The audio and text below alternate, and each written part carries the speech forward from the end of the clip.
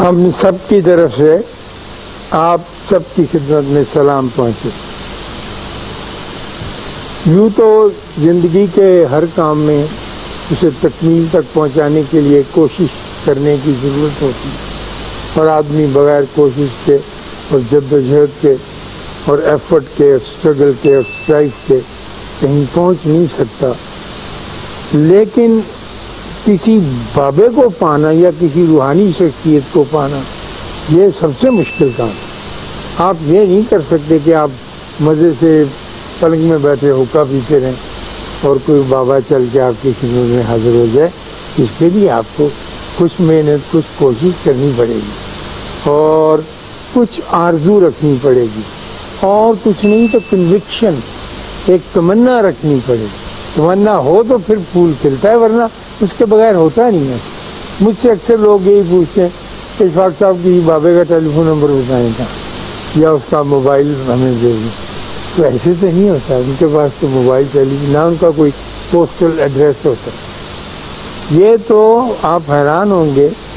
جب بہت دور آگے نکل جائیں گے کہ یہ اندر سے ہی پیدا ہوتا ہے اور پھر سامنے آ جاتا ہے اور آپ کو اندر کی باتیں بتاتا ہے اور اندر ہی کی باتیں سکھاتا ہے۔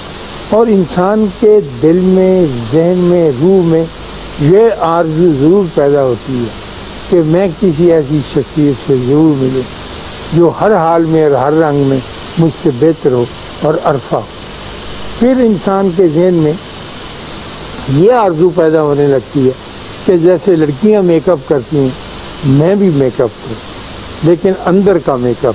باہر کا میک اپ بھی ہونا چاہیے، لپسٹک، نیل پالش، ریولون،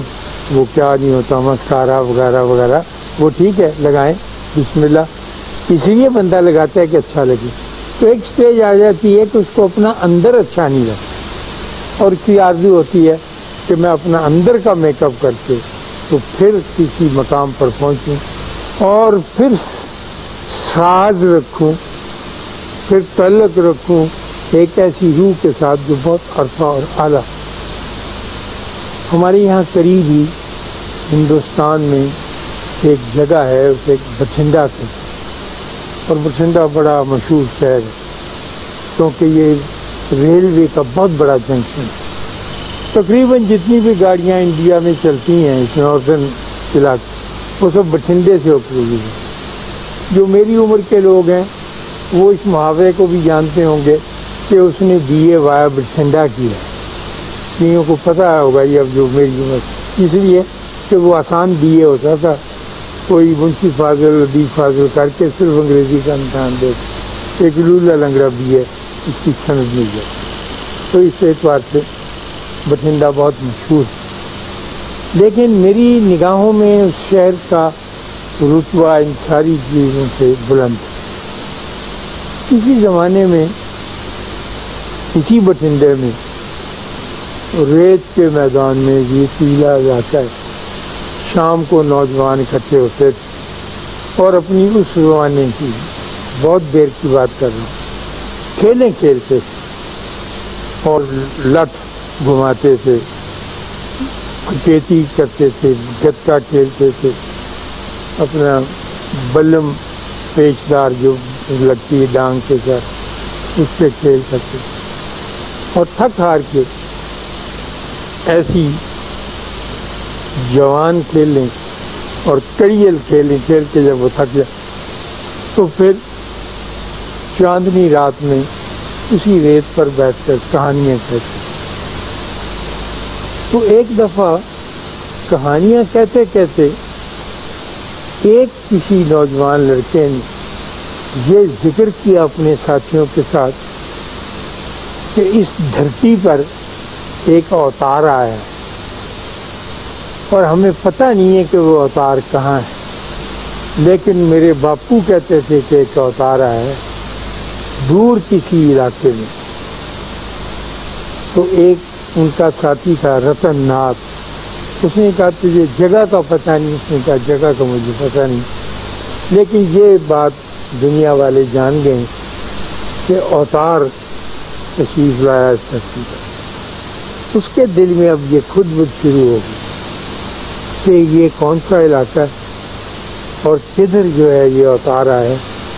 اور میری زندگی میں یہ کتنی خوش قسمتی کی بات ہوگی، اتنا لکی آدمی تھا کہ اس کی زندگی میں ایک اوتار تشریف لایا ہے اور اس سے ملا نہ جائے، یہ تو بہت زیادہ ایک کمزوری اور نامرادی کی بات۔ چنانچہ اس نے اس گرد سے پتہ لیا تو بڑے بزرگوں نے بتایا کہ وہ عرب میں آیا ہے اور عرب یہاں سے بہت دور ہے۔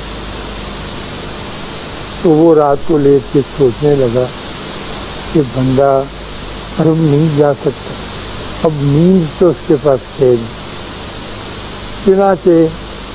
اس کا تہیہ جو تھا، جس کا میں ذکر تھا، پکا ہو گیا اور پختہ ہو گیا۔ اس نے بات ہی نہیں کی، اس نے کوئی اعلان ہی نہیں کیا ریڈیو پر، کوئی کتاب رسالہ نہیں پڑھا، بلکہ اپنے دل کے اندر اس دیوتا کا روپ اتار لیا کہ میں نے اس کی خدمت میں ضرور حاضر ہوں اور میں نے یہ لکی آدمی بننا ہے۔ چنانچہ اس نے ایک ڈانگ لی بڑی مضبوط موٹی، اس کو تیل پلایا، اس کو کوکے لگائے،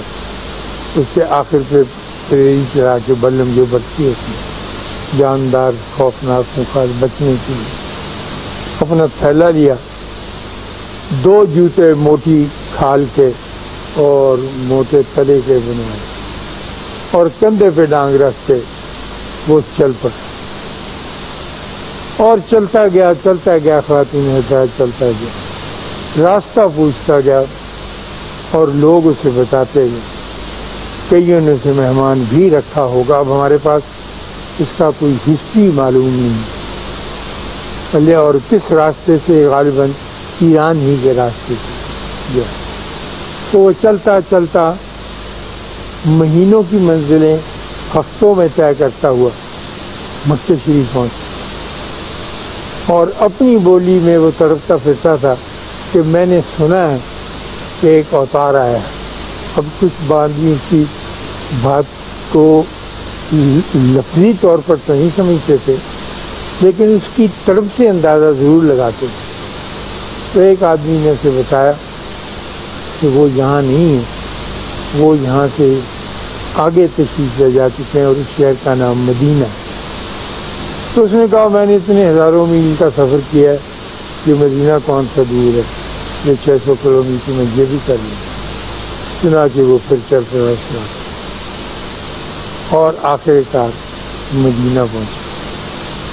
بہت کم لوگ اس کو جانتے ہیں اور کہیں بھی اس کا ذکر اس تفصیل کے ساتھ نہیں آتا جو میں عرض کر رہا ہوں۔ شاہ عبدالعزیز محدث دہلوی نے اپنی کتاب میں ایک طرح لکھا ہے کہ بابا رتن ہندی، ابھی ہندی پڑھ گیا نا، رتن ہندی حضور کی خدمت میں حاضر ہوا، پھر ہمیں پتہ نہیں کہ وہ کیا بنا اس کا اور کیا ہوا۔ چنانچہ رتن ہندی زبان غالب ہے اور عقل کہتی ہے اور اندازے سے ہم یقین تک منزل تک پہنچ سکتے ہیں کہ وہ مدینہ شریف میں حضور کی خدمت میں رہا اور حضور کے پسندیدہ لوگوں میں۔ اب وہ کس زبان میں ان سے بات کرتے ہوں گے، کیسے کمیونیکیٹ، یہ راستے بھی بڑی آسانی سے کھل گئے ہیں، اور وہ کس طرح سے مدینہ شریف میں زندگی بسر کرتا ہوگا، کہاں رہتا ہوگا، اس کا کچھ ہمیں تفصیل نہیں ملتی، لیکن وہ رہتا وہیں ہے اور وہ کب تک وہاں رہا اس کے بارے میں بھی لوگ نہیں جانتے۔ اس کی طلب تھی اور اس کی خوش قسمتی، اور خوش قسمتی ہمیشہ طلب کے واسطے سے پیدا ہو۔ اگر آپ کی طلب نہ ہو تو خوش قسمتی خود ظاہر نہیں آتی کہ وہ اتنے معزز میزبان کا مہمان ٹھہرا اور وہاں رہا۔ آپ کو یاد ہوگا مدینہ شریف جب رسول صلی اللہ علیہ وسلم تشریف لے گئے تو وہاں کی لڑکیوں نے ایک اونچے ٹیلے پہ کھڑے ہو کر دف پر گانا شروع کر دیا تھا، لینا بدر لینا کہ چاند کدھر سے چڑھا، خوش قسمت لوگ تھے اور روشنی ہو گئی ہے میرے جسد میں۔ تو خواتین و حضرات،